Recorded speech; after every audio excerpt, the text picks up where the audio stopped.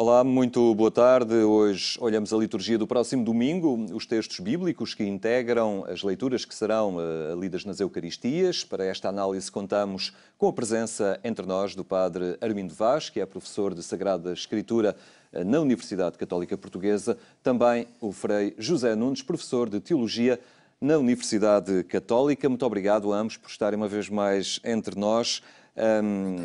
Temos dentro de 2 dias, no próximo domingo, a solenidade da Santíssima Trindade, que enquadra liturgicamente esse dia.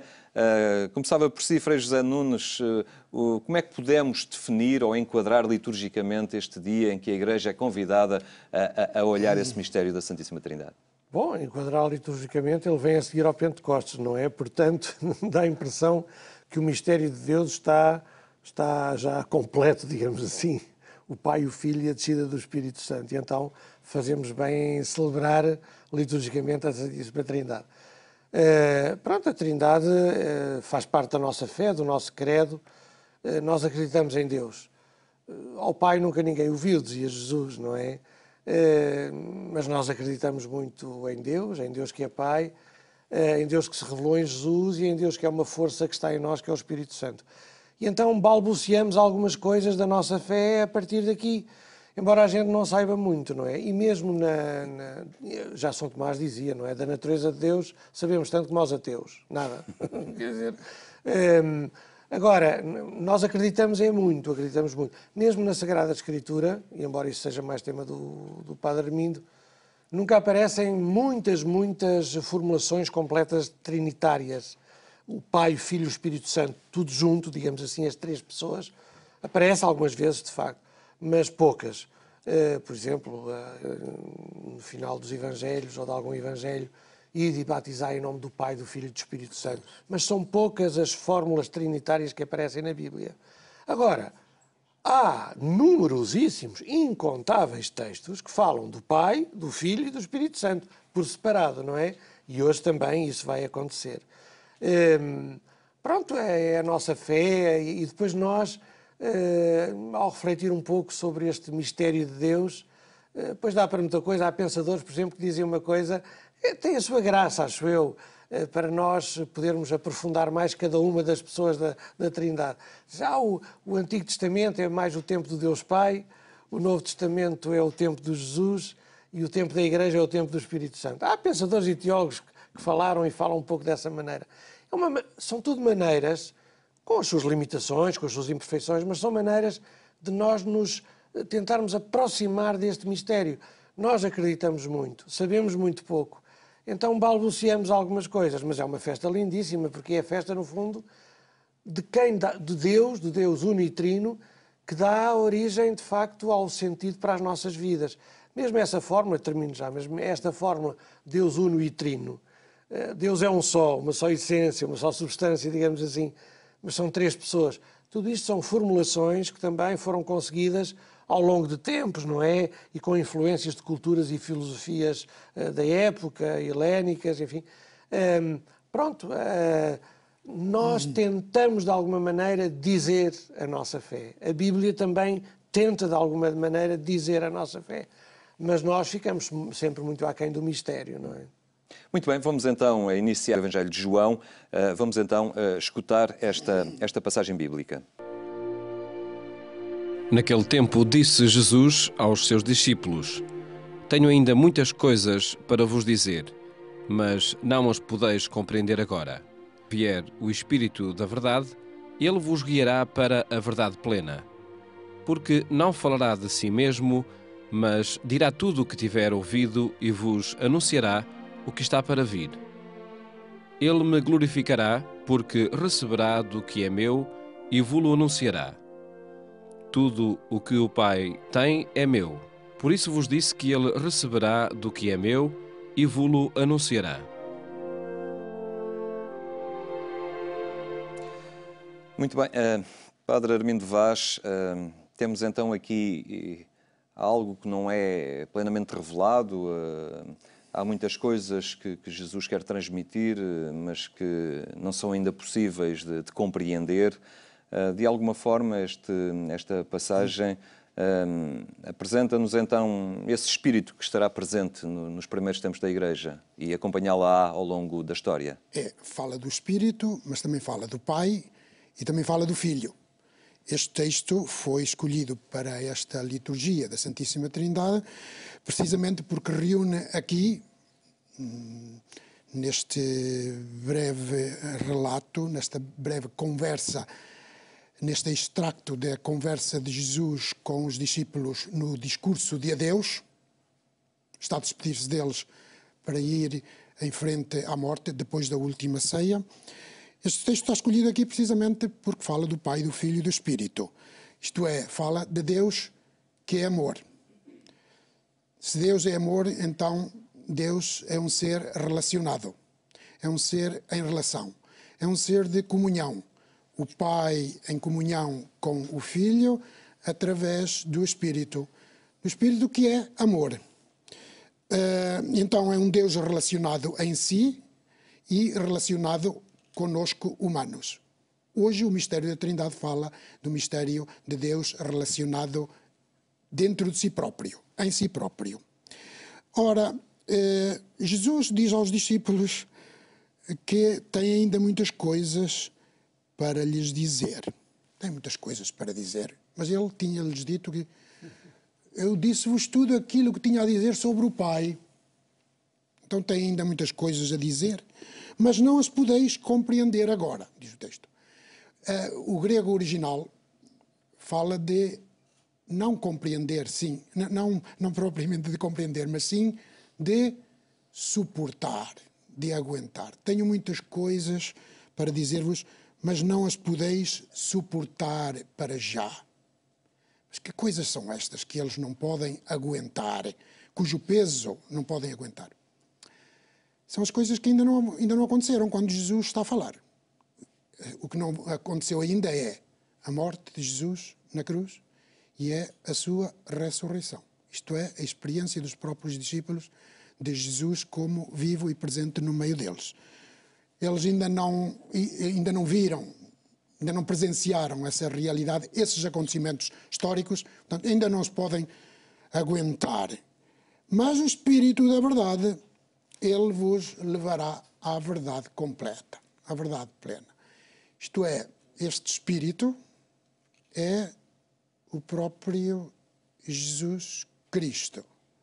Será o próprio Jesus glorificado, Jesus ressuscitado, que, diz o próprio Jesus, receberá do que é meu. O Espírito receberá do que é meu e vou-lo anunciará. Ou seja, este Espírito parece que é o próprio Jesus a tornar-se presente em Espírito no meio da comunidade. Santo Agostinho já tinha dito que o Espírito é o amor. O Espírito Santo é o amor. É o que põe o Pai a comunicar-se com o Filho a comunicar-se com o Pai e o Filho a comunicar-se conosco. Então o Espírito torna o Pai e o Filho presentes no meio de nós e a falar conosco. Jesus diz que ele receberá do que é meu, isto é, ele é o amor a falar por mim e a falar de mim. É a continuidade de mim. Ele sou eu, mas em espírito, ressuscitado. A propósito disto que estava a dizer o Padre Armindo, fez esta citação que ele fez do Santo Agostinho. Santo Agostinho realmente fala muito bem da Trindade também neste sentido. Na Trindade há o amante, o amado e o amor, não é? O amante é o Pai, o amado o Filho, o amor o Espírito. Enfim, é uma imagem muito bonita e eu acho que fecunda para a nossa espiritualidade, enfim, para a nossa meditação. Neste Deus em relação, não é? Que nos surge nesta figura. Depois também vivemos uma igreja que tem que estar em relação, não é? As nossas comunidades cristãs, onde há tanta diversidade, tanta pluralidade de carismas e de vocações e de... mas também é um desafio que recolhemos desta passagem, a capacidade da comunidade funcionar una também, não é? Claro. Eu, nesse aspecto, acho muito interessante, acho que foi muito feliz uma observação do Padre Armindo há pouco, a dizer que na Santíssima Trindade nós podemos contemplá-la mais à luz das suas relações entre si, as relações entre o Pai, o Filho e o Espírito Santo, como uma comunidade de pessoas, e depois também à luz do que Deus é para nós, já não tanto em si, mas na sua relação connosco. E então para nós também é um pai, é um filho ou irmão mais velho e uma força que nos anima. Enfim, já podemos talvez falar disso, logo se verá. Mas este primeiro aspecto de que o texto de João fala mais é do Deus em si, da comunidade e das relações em si. As relações entre o Pai, o Filho e o Espírito Santo. E nós temos ali como que uma comunidade perfeita, uma comunidade que vive no amor, na pluralidade, na diferença, mas no amor, na unidade, na união perfeita. E isso então, como o Henrique dizia, é um desafio para todas as experiências comunitárias que os seres humanos fazem. Desde logo a experiência eclesial, a Igreja. A Igreja também é desafiada na pluralidade dos movimentos que há, na pluralidade das maneiras de entender a fé, na pluralidade das espiritualidades que há. Enfim, há tanta... Cada cabeça a sua sentença, cada cristão a sua maneira de sentir, pensar e viver. Mas no meio dessa pluralidade, viver realmente em união. Deus também não é uma unicidade, é o Pai, o Filho e o Espírito Santo, mas vivem em união. Mas este modelo, digamos assim, de uma vida comunitária, na amizade, no amor, na compreensão e no respeito das diferenças, eu penso que nem é só para a Igreja, ou para a Igreja global, para cada paróquia, com certeza, para cada diocese também. Em cada paróquia tem que haver respeito por essa pluralidade, mas em cada família,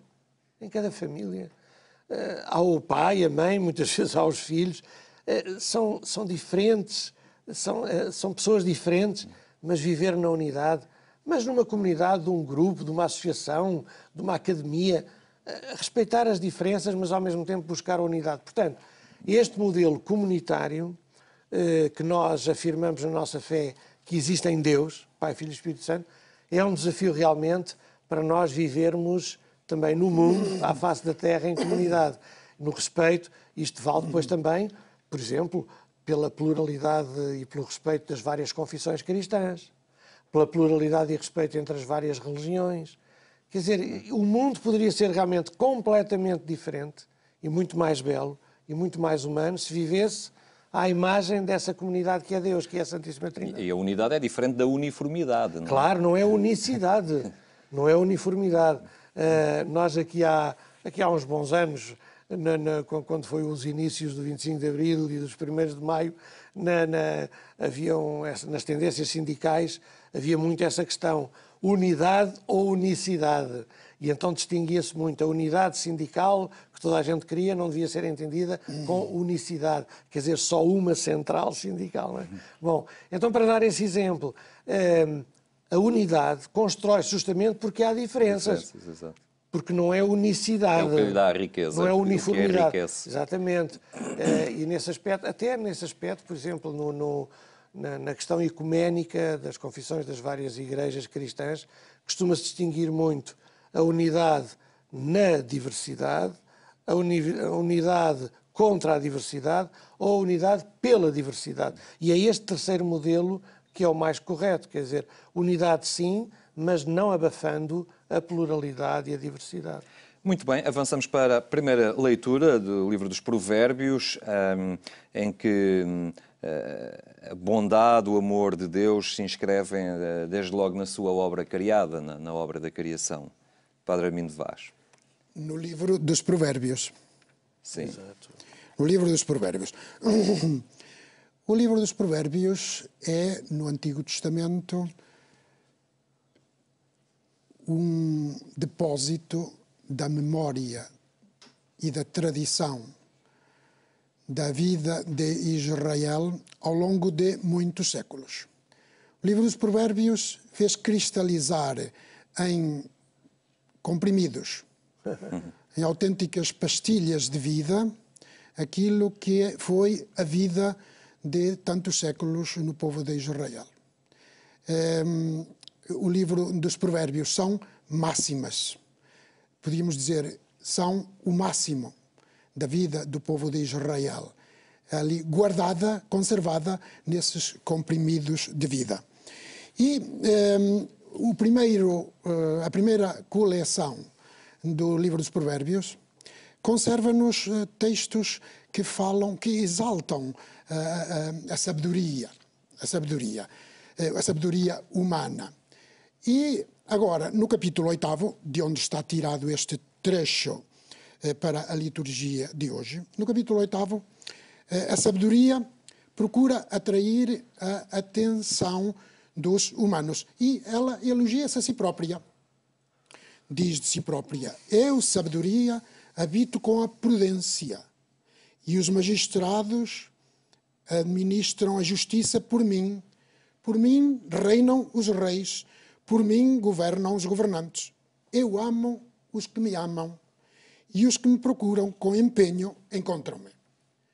Mas agora, neste trecho que é do capítulo 8, mas já a partir do versículo 22, agora, este trecho escolhido para a liturgia de hoje, deslumbra-nos com uma visão sublime da sabedoria.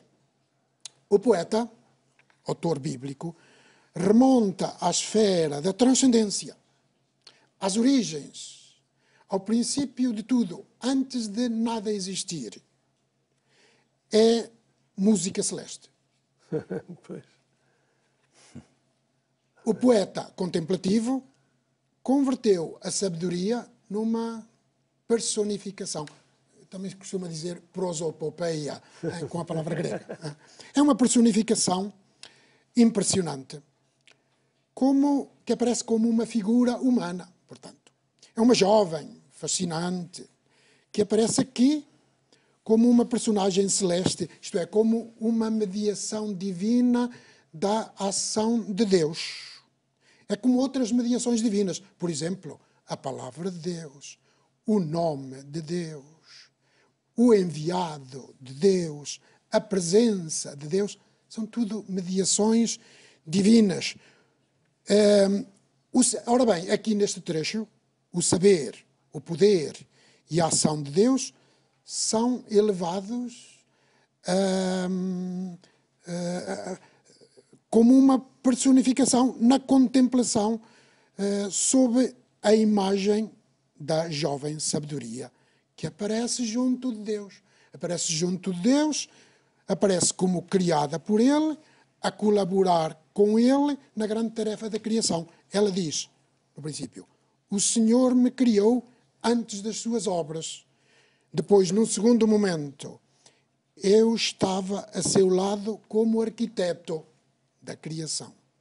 E, finalmente, as minhas delícias eram estar com os humanos.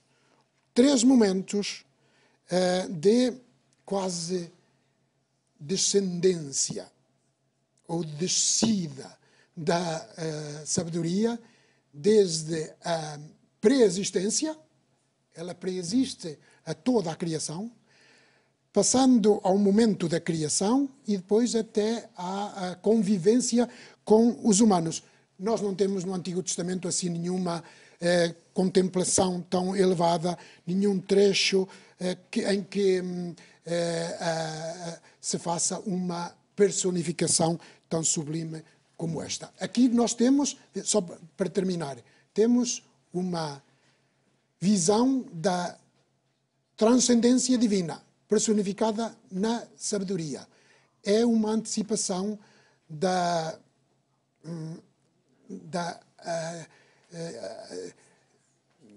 poderíamos dizer, da encarnação de Deus no humano. Encarnação de Deus, que este texto vai antecipar, de alguma maneira, a encarnação de Deus na palavra divina, na sua palavra, isto é, em Jesus. De facto, São Paulo depois vai chamar Jesus a sabedoria de Deus. O tempo leva-nos a entrar já na segunda leitura, Frei José Nunes, de Paulo aos Romanos, em que ele afirma, escreve nessa passagem, que a tribulação produz a constância, a virtude sólida. Portanto, Os cristãos, no seu itinerário de vida, é também nas dificuldades que ganham robustez, claro, digamos assim, para levarem por diante o seu cotidiano e a sua fé. Claro, exatamente. É essa mesma experiência que humanamente toda a gente faz. Quanto mais paulada se leva na vida, mais rijos nos tornamos e mais fortes estamos para aguentar os embates, não é? Bom, e portanto, o texto realmente dizia isso, não é? A tribulação produz a constância a virtude sólida a esperança. E porquê? Porque a esperança não engana. Porque a esperança não engana e porque o Espírito de Deus em nós foi derramado. Quer dizer, Deus, até, olha, fazendo agora um pouco a ponte com a leitura anterior, a primeira dos Provérbios. Nessa primeira leitura, como que se falava desse Deus criador, que tudo criou, não é? Omnipotente, que com sabedoria tudo criou, não é? Que tudo arquitetou e que fez um paraíso para o ser humano, não é? Que nós acabamos por destruir. Pronto. Então, a nossa fé em Deus é que Deus é o Criador. Só que Deus não é apenas o Criador de tudo o que existe. Há alguém que está muito distante lá nos céus e que tudo criou e agora abandonou a sua criação. É um Deus próximo e sempre presente junto dos homens. Presente através do Espírito que nos foi dado. Muito bem. Fica o essencial que nos foi permitido, pelo tempo que temos também, de analisarmos estes textos litúrgicos do próximo domingo, a solenidade da Santíssima Trindade. Muito obrigado pela vossa presença hoje aqui entre nós no programa Eclésia. Domingo, solenidade da Santíssima Trindade. Olhamos os textos bíblicos que serão lidos nas celebrações eucarísticas. A terminar, recordo apenas que mais logo ainda pode acompanhar a edição rádio do programa Eclésia. É pelas 22h45 na Antena 1. Vem aí o fim de semana, votos de um bom descanso. Nós regressamos na próxima segunda-feira.